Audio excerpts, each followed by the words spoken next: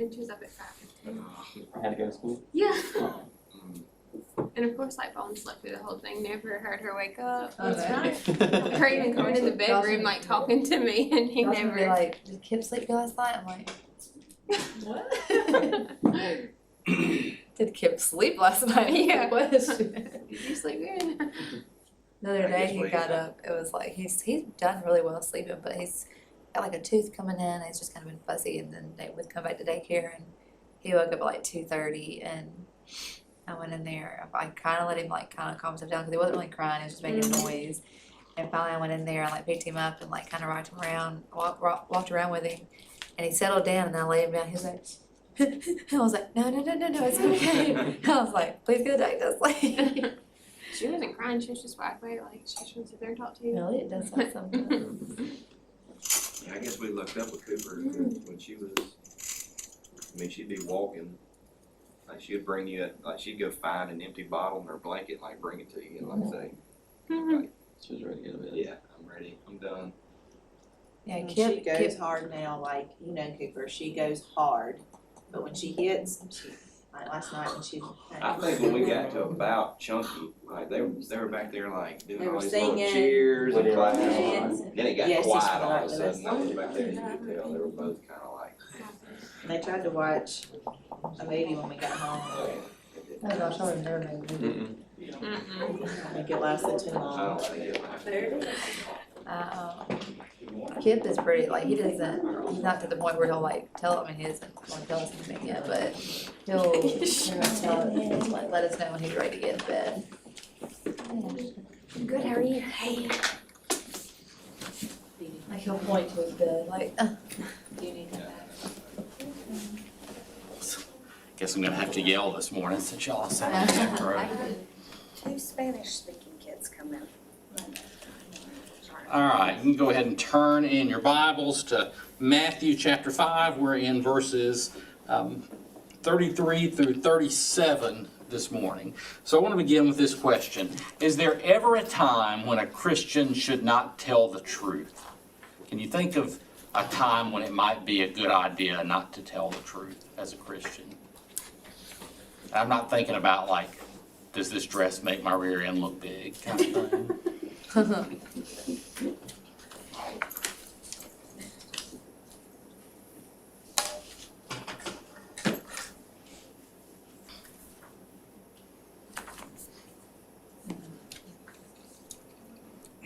I hear some mumbling, but that's about all I'm hearing this morning.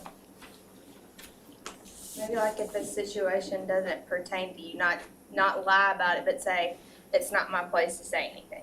Okay, sometimes there's a lot of stuff that's not any of my business, and so absolutely agree with that. Anybody else? Like hiding Jews from Nazis kind of thing, you think that might qualify? Y'all scared to say? Well, let me just say this. There might be some exceptions to this idea, but when Jesus talks about telling the truth, he talks about it as this idea of absolutely being truth tellers at all times. And we live in a world right now where we have more information than we've ever had before, but it feels like less truth. Okay, so the truth is, despite the fact that we have all this information at our fingertips, the truth is often harder to find rather than easier to find despite all that. And because of all that information that's out there, it's tempting to just kind of throw your hands up in the air and be like Pilate. If you'll remember at Jesus' crucifixion, he said, well, what is truth anyway? It's like it's not even a such thing as truth. But what we need to understand is this way of thinking is demonic, because there is real objective truth, and we can't just bend truth any way we want it to. And when we start doing that, we find ourselves in a really dangerous place, and frankly, it is where so much of our culture is right now, that we've bent truth in so many ways to fit our own agendas, to fit what we really want to believe, okay? So we're going to talk about being truth tellers today. It's important not just because not just because we're commanded to tell the truth, but because so much is on the line when it comes to truth. As Christians, we say that we have a corner on the truth of God. Okay? So we say we know the truth about who God is as believers. And those other truths that other religions say about God are false. Okay? And so if we as Christians aren't standing on truth in other areas of our lives, why would anybody trust us in this area? And so that's why it's so important that we be people of truth, real truth tellers at all times, okay? So I want us to look at how we become truth tellers, what that looks like, what the consequences are of not being truth tellers, okay? So we're going to look at, we're going to begin by looking at Matthew chapter 5, verses 33 through 36. Will somebody read those for me, those verses? Again, I'm sorry. Go ahead, Brittany. Again, you have heard that it was said to our ancestors, you must not break your oath, but you must keep your oaths to the Lord. But I tell you, don't take an oath at all, either by heaven, because it is God's throne, or by the earth, because it is his footstool, or by Jerusalem, because it is the city of the great King. Do not swear by your head, because you cannot make a single hair white or black. Okay. So first of all, we need to remember the background of where we are. This is the fourth of 6 of what we call those antitheses that Jesus said, where he says, I know you've heard this, but I tell you, okay? So there's something different about this one though, okay? And you probably wouldn't recognize this unless you're an Old Testament scholar, which I'm not, but I read Old Testament scholars, so they tell me this. This is the first of the antitheses that does not quote a portion of the Old Testament. So if you go back to the others, you'll see in verse 21, you say you've heard it from those in the old, you shall not murder. Pretty obviously, that's one of the 10 commandments, okay? You go to 27, you shall not commit adultery. That's one of the commandments. 31, whoever divorces his wife, let him give a certificate of divorce. We talked about that last week. That is in the Mosaic Law. But we get here to number 4, and this is not found anywhere in the Old Testament, okay? So the question for us is, where in the world does this come from, and what is his point, okay? So probably what's happening here is that this is something that rabbis of that day had come up with in relation to one of the 10 commandments, but maybe not the 10 commandment that you think it was, all right? So what would this obviously, what do y'all think of when you read this one? Which of the 10 commandments? Shouldn't tell a lie. Yeah, don't bear false witness, okay? And there's some truth there, but I don't think that's what he's actually getting at right here. Somebody go to Exodus 20 verse 7 and read that one. Because I think this is ultimately where he's going with this. This is what that interpretation was.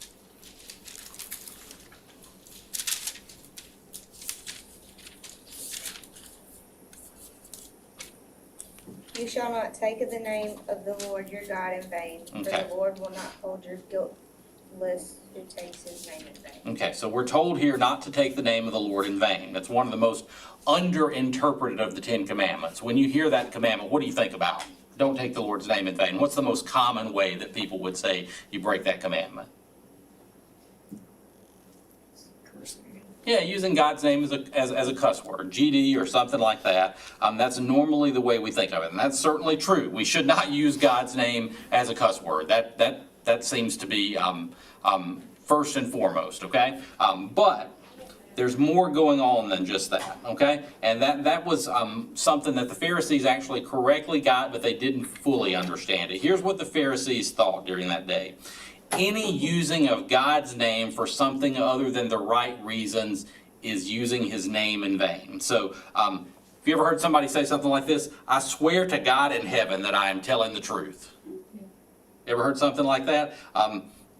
And so if you're not telling the truth, what have you've not just broken the commandment not to lie, what have you also done? Used his name in vain. You've used his name in vain, okay? But I think it goes even further than this. Can you think of other ways that you might be able to use the Lord's name in vain, even though you didn't use it as a cuss word?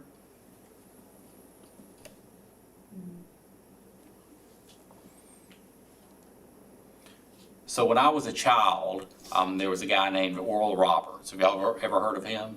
Probably heard of Oral Roberts University.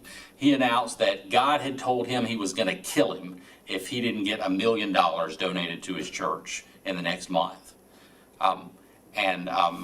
Surprisingly enough, he did not get $1 million donated to his church in the next month, and God told him something else after that. Okay? A couple of years ago, there was an instance where a preacher who will remain nameless at this point, but just because I can't remember his name, said that God wanted him to raise $14 million for a private jet. Okay? A politician who says, who really wants to get out, for lack of a better word, the God vote, and uses the language of Christianity to court voters while sleeping around on his wife. Or a preacher or a father or any person in any situation who says, I think God's leading me to do this, when really they're just wanting to do something and they're using God's name to get it done. What does that sound like to y'all? Yeah, you're taking the Lord's name in vain, okay? And so, just FYI, you go to verse 7 of chapter 20 of Exodus, that's what Moses is talking about. That's what God was talking about. There's more to it than using God's name in vain that way. And so the Pharisees understood this to be true. They knew it was a dangerous thing to misuse the name of God, especially for selfish purposes, but they still didn't get to the heart of truth. So let me help you understand what they're saying. Look at what he says again. Again, you've heard those of old, you shall not swear falsely, but perform to the Lord what you have sworn. So the Pharisees understood that they should not break an oath, but especially not an oath made in the name of God. That's a solemn oath made between them and God, and it has to be taken seriously. That would be taking the Lord's name in vain. So that's kind of what they're saying. You've heard that we're saying don't swear falsely, but really you shouldn't swear falsely if you do it in the name of God.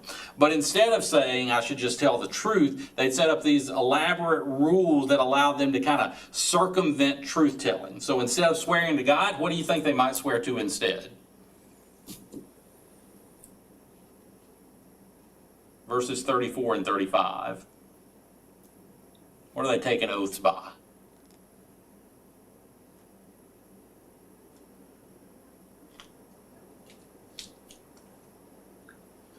He says, I tell you, don't take an oath either what?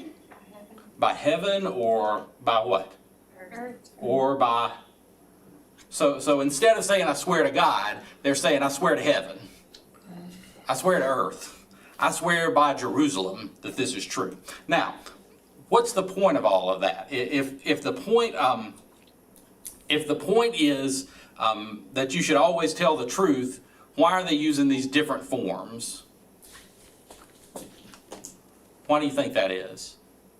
Okay, I'm not going to say I swear to God in this situation. I'm going to say I swear to heaven or to Jerusalem. Why do you think they might do that?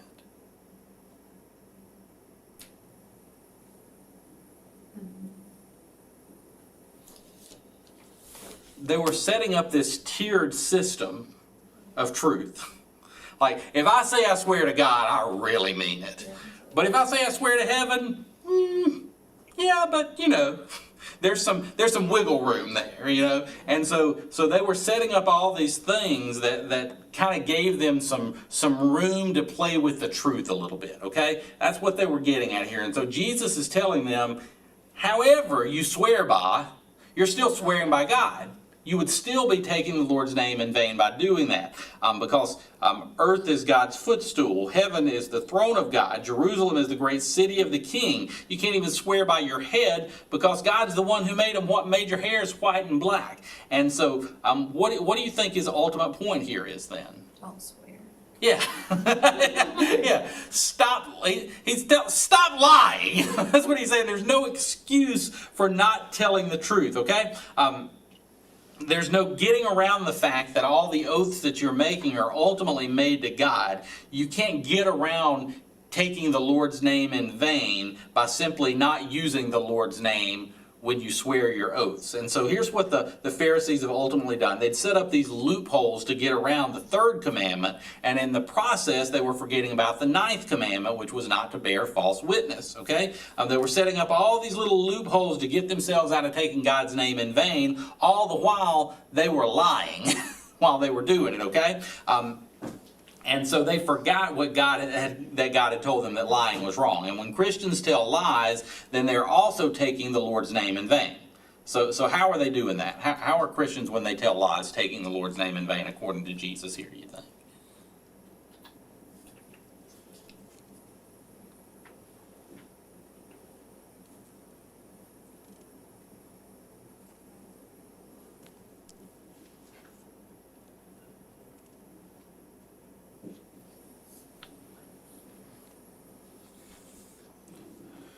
Ultimately, when you are a believer, every word you speak is supposed to be in whose name? Yeah. Every word that comes out of your mouth ought to be in the name of the Lord. And so if you tell a lie, you have taken the Lord's name in vain simply by the fact that you are professing to follow the Lord, and then you're not telling the truth, okay? So that's ultimately what he's getting at here. In the same way, marriages that don't reflect the gospel tell lies about God. Lips that don't speak truth tell lies about God. And so when a person who professes to be a Christian lies, they're in essence saying that God is a liar. This is what it's like to be a Christian, to be one of God's people, and they're saying God's people lie. Therefore, God himself may be a liar, okay? And so there's also a larger principle at play here, too, that I want you to see. It's the difference between trying not to do the wrong thing and actually trying to do the right thing, okay? If your goal is not to do the wrong thing, as opposed to trying to do the right thing, what difference is that going to make?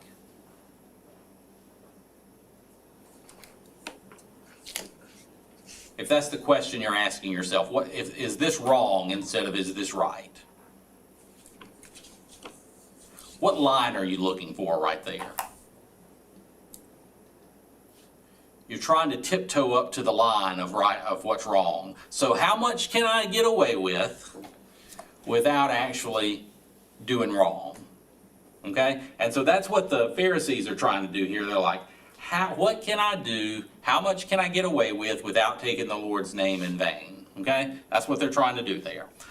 Instead, the question should be, what is the rightest thing for me to do?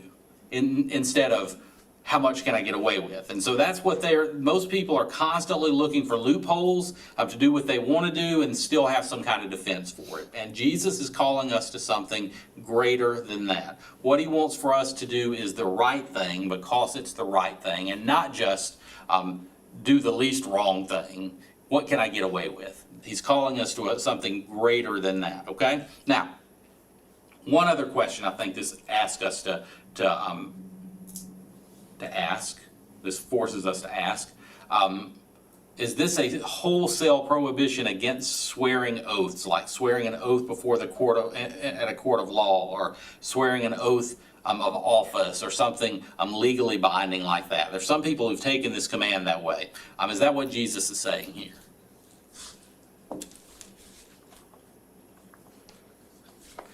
Am I asking y'all questions y'all are afraid to answer out loud this morning? I just don't know the answer. It's okay to answer the questions wrong in here. I'm not going to remember that. But there's a lot of stuff in the Old and the New Testament about oaths, okay? God himself made oaths in the Old Testament. Paul swore an oath in the New Testament. So to say that this is just a wholesale prohibition against swearing oaths is not what's going on here, okay? Jesus is calling us to tell the truth, okay? That's ultimately what he's getting at. And so that's what he gets at in verse 37. Somebody read 37 for me real quick. But let your yes mean yes and your no mean no. Anything more than this is from the evil one. Okay, so instead of making all these oaths, Jesus says we should simply do something else. And what is that?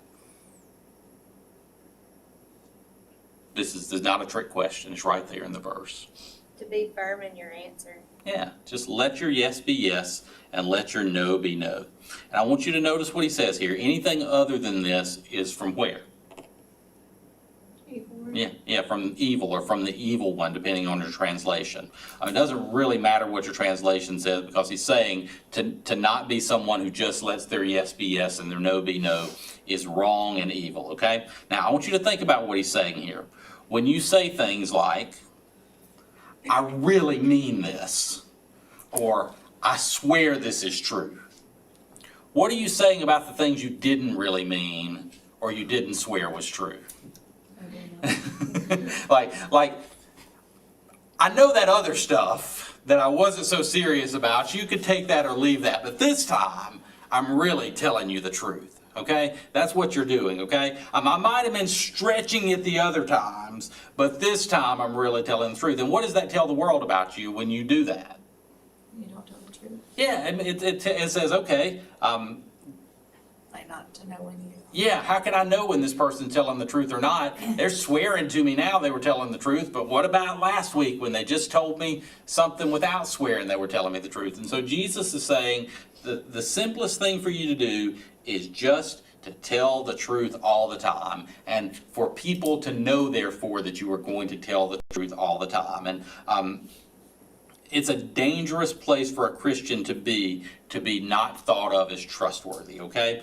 We don't want anyone to think that we are anything other than 100% honest at all times. And this is the principle. As Christians, we have to be truth tellers. We have to strive to always simply tell the truth.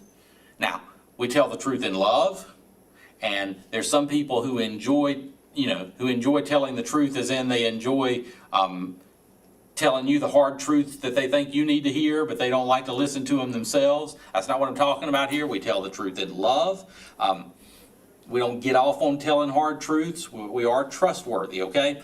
The world uses truth as a weapon. So when the truth is convenient, I'll tell it. But if it's not, I will find a way to twist things so that I can get my purposes done. Okay, and we can't be like this. We must work hard every single day to be truth tellers. We tell the world that we understand truth, that we know the truth about the universe, about God Himself, and we want to be listened to. But when we obviously lie about other stuff, or we obviously talk out of our head about stuff we don't know anything about, is another thing. Okay, when we're doing that, then we're telling the world that we can't be trusted with real truth about God. We ruin our witness when we don't constantly seek the truth. So I want to apply this principle now. I think there are lots of application questions that come from this broad principle here. But the first is this. Let's talk about your life online. How do we seek to be truth tellers on social media?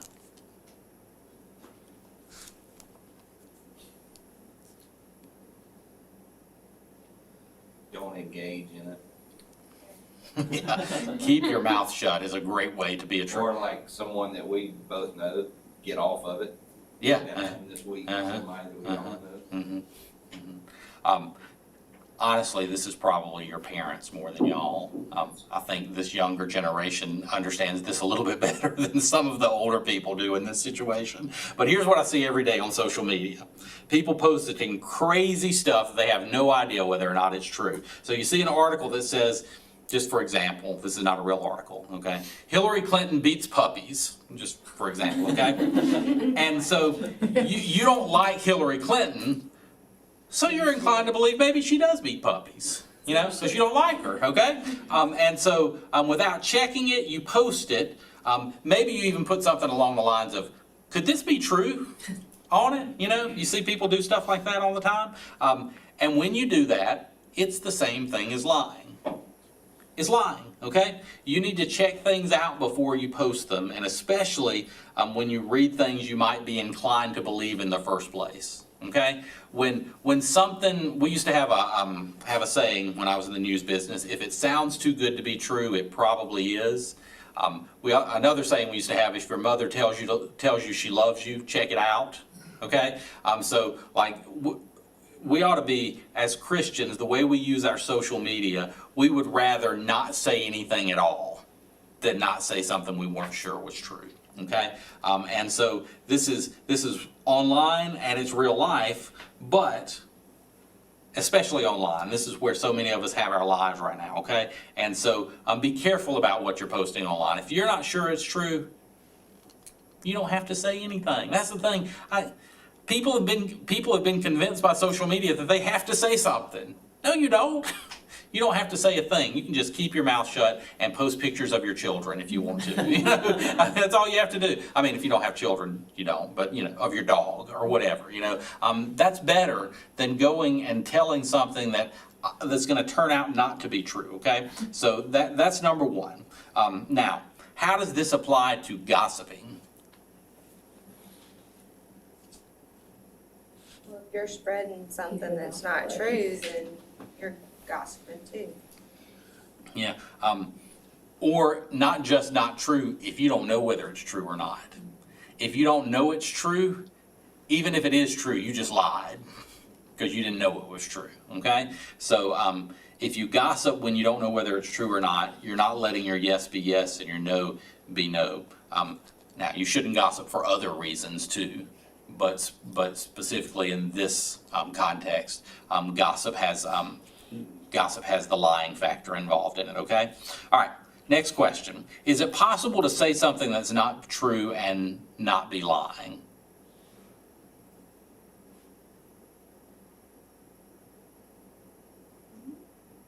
Say it again. Is it possible to say something that is not true and not be lying? That's a trick question. I'm gonna go with no. Okay, well, this is a distinction that I think is really important. The world and the church have kind of forgotten it. I think you are wrong about this is often turned into you are a liar. Like we can't disagree disagreeably with people, okay? And as Christians, we need to show grace to other people. Now, as Christians, we need to be really, really careful to try to tell the truth at all times. But just because somebody says something that's not true does not make them a liar. People can be wrong about stuff sometimes. Now, if they keep doubling down on it, then that's when it gets into dangerous territory. But sometimes people just need to be shown the truth instead of called a liar. The best way to turn someone off from the truth is to call them a liar when they weren't intentionally lying. Okay, and so I think it's really important that we are careful in that way too. Okay, this principle, and really verse 37. People who live like this stand out in the world. People who just simply tell the truth stand out. It seems like such a simple principle, just to tell the truth. But you are going to be tempted in 100 different ways this week not to. Some of them big, some of them small. Okay? And it's also not the kind of thing that will pay off immediately. Being a truth teller doesn't always have immediate benefits. As a matter of fact, sometimes it will get you in trouble, okay? When everybody else is saying something that's not true and you say, hey, that's not true, nobody wants to hear that. Or you say something that's opposite to the prevailing opinion, nobody wants to hear that. But long range, long term, if you're the kind of person who tells the truth all the time, people are going to take notice of that, and you're going to stand out. And so truth must be of utmost importance to the Christian, because we believe we have found the truth of who God is. Because that's true, we need to commit to being people of truth in other ways. The truth of the gospel is so bizarre to so many people around us. It sounds crazy to so many people around us. But if the truth of the gospel is coming from the mouths of people who are committed to truth in every other part of their lives, it's going to force people to stand up and listen. It's going to force people to say, you know something, he's talking about this man who died and rose from the grave and is going to return in the sky on a horse one day, and that sounds insane. But he's never lied to me about anything else. And so I have to stand up and listen. Remember the point of why we're here. We're living in God's kingdom, but we're also living in the kingdom of the world, and we've been called to be salt and light. That's what we're told there at the beginning of the Sermon on the Mount. And part of being salt and light means being people of truth. But if our lives don't reflect truth in every single area, then we're not going to be salt and light the way that God intended for us to be. Okay? All right. Anybody want to add anything to that? Anybody have questions?